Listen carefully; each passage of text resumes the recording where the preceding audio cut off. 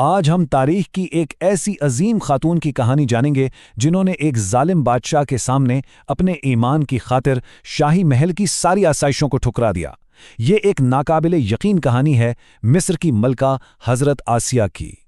ذرا سوچئے، کیا یہ ممکن ہے کہ کوئی اپنے عقیدے اور ایمان کی خاطر ایک طاقتور شہنشاہ کے سامنے کھڑا ہو جائے؟ یہی وہ بنیادی سوال ہے جو حضرت آسیہ کی پوری زندگی کی کہانی کا مرکز ہے، اور یہی ہمیں ان کی ہمت اور جرأت کو سمجھنے میں مدد دیتا ہے۔ تو چلیں ایک نظر ڈالتے ہیں کہ اس سفر میں ہم کہاں کہاں سے گزریں گے۔ ہم دیکھیں گے کہ کیسے ایک ملکہ نے اپنا ایمان سب سے چھپا کر رکھا، پھر دریا میں ملنے والے ایک بچے کی کہانی، کیسے ان کا یہ راز سب پر کھل گیا، اور پھر کیسے انہوں نے ظالم حکمران کے آخری امتحان کا سامنا کیا، اور آخر میں ہم جنت میں کی گئی ان کی دعا اور اسلام میں ان کے عظیم مقام پر بات کریں گے۔ تو شروعات کرتے ہیں پہلے حصے سے، ایک ملکہ کا پوشیدہ ایمان، یعنی فرعون کے عالیشان لیکن جابرانہ محل کی دیواروں کے پیچھے کیسے ایک روحانی یقین پروان چڑھ رہا تھا۔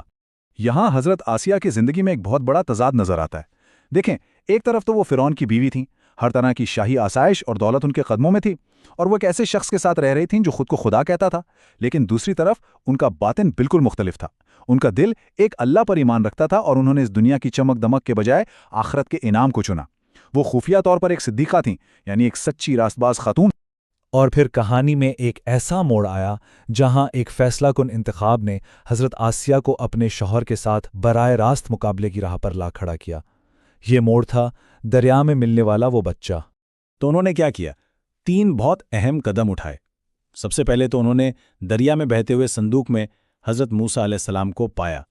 اس کے بعد انہوں نے فرعون کو کسی طرح راضی کر لیا کہ وہ اس بچے کی جان بخش دے، اور پھر آخر میں انہوں نے حضرت موسیٰ کو اپنے بیٹے کی طرح پالا، یہ جانتے ہوئے بھی کہ یہ فرعون کے حکم کی کھلی خلاف ورزی تھی۔ لیکن جیسا کہ ہوتا ہے، سچائی زیادہ دیر چھپی نہیں رہ سکتی، اور آخرکار ان کا یہ راز، ان کا ایمان، اس ظالم فرعون پر کھل ہی گیا۔ تو جب ان کا یہ راز کھلا کہ وہ ایک اللہ پر ایمان رکھتی ہیں، تو یہ کوئی معمولی بات نہیں تھی۔ یہ فرعون کی خدائی کے دعوے پر ایک سیدھا چیلنج تھا، اور فرعون کے لیے اس سے بڑا چیلنج کوئی ہو ہی نہیں سکتا تھا، جس کی سزا بھی ظاہر ہے بہت سخت ہونی تھی۔ اور یہاں سے کہانی اپنے کلائمیکس پہ پہنچتی ہے، فرعون کا آخری امتحان۔ یہ صرف ایمان کا ٹیسٹ نہیں تھا، یہ ان کے جسم اور روح دونوں کا امتحان تھا۔ تو فرعون نے ان کا ایمان توڑنے کے لیے کیا کچھ نہیں کیا۔ اس نے شدید ترین اذیتیں دیں، انہیں چل چلاتی دھوپ میں لٹا دیا گیا، ان کے ہاتھ پاؤں باندھ دیے گئے، اور ان کی کمر پر بھاری پتھر رکھ دیے گئے۔ لیکن ایک عجیب بات ہوئی، اتنی شدید تکلیف میں حضرت آسیہ مسکرا رہی تھیں۔ فرعون اور اس کے لوگ تو حیران رہ گئے، بھلا اتنی اذیت میں کوئی مسکرا کیسے سکتا ہے؟ تو آخر اس مسکراہٹ کے پیچھے راز کیا تھا؟ ان کو اتنی طاقت کہاں سے مل رہی تھی؟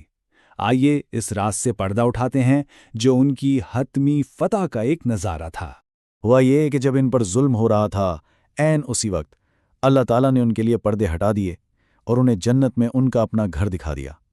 بس یہی وہ نظارہ تھا جسے دیکھ کر وہ مسکرا رہی تھیں۔ اس منظر نے ان کی ساری تکلیف ختم کر دی اور ان کے دل کو سکون سے بھر دیا۔ ان کا جسمانی درد ایک روحانی خوشی میں بدل چکا تھا۔ اور اسی لمحے انہوں نے وہ دعا کی جسے قرآن نے ہمیشہ کے لیے امر کر دیا، اے میرے رب، میرے لیے اپنے پاس جنت میں ایک گھر بنا، اور مجھے فرعون اور اس کے عمل سے بچا لے، اور مجھے ظالم لوگوں سے نجات دے۔ یہ دعا ان کے ایمان کی گہرائی اور اللہ پر ان کے مکمل بھروسے کو ظاہر کرتی ہے۔ تو آخر میں بات کرتے ہیں ان کی میراث کی۔ اسلامی روایت میں ان کا مقام کیا ہے؟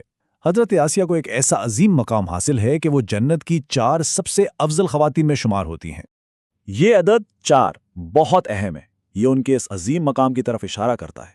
دیکھیں، نبی اکرم صلی اللہ علیہ وسلم نے خود فرمایا کہ جنت کی سب سے افضل خواتین 4 ہیں: فرعون کی بیوی آسیہ، عیسیٰ علیہ السلام کی والدہ مریم، نبی اکرم کی زوجہ خدیجہ، اور نبی اکرم کی بیٹی فاطمہ۔ یہ حدیث حضرت آسیہ کے بلند مرتبے کو واضح کرتی ہے۔ تو ان کی پوری کہانی ہمیں کیا سکھاتی ہے؟ یہی کہ یہ غیر متزلزل ایمان اور ظلم کے سامنے ڈٹ جانے کی ایک بہترین مثال ہے۔ یہ ہمیں بتاتی ہے کہ بدترین حالات میں بھی حق پر قائم رہنا ممکن ہے۔ تو یہ پوری کہانی ہمیں ایک بہت بڑے سوال پہ لا کے چھوڑ دیتی ہے کہ اصل طاقت، سچی پاور آخر ہے کیا؟ کیا وہ فرعون کی بادشاہت اور اس کا ظلم ہے، یا پھر حضرت آسیہ کا وہ اٹل ایمان جس نے ہر تکلیف اور ہر ظلم کو شکست دے دی؟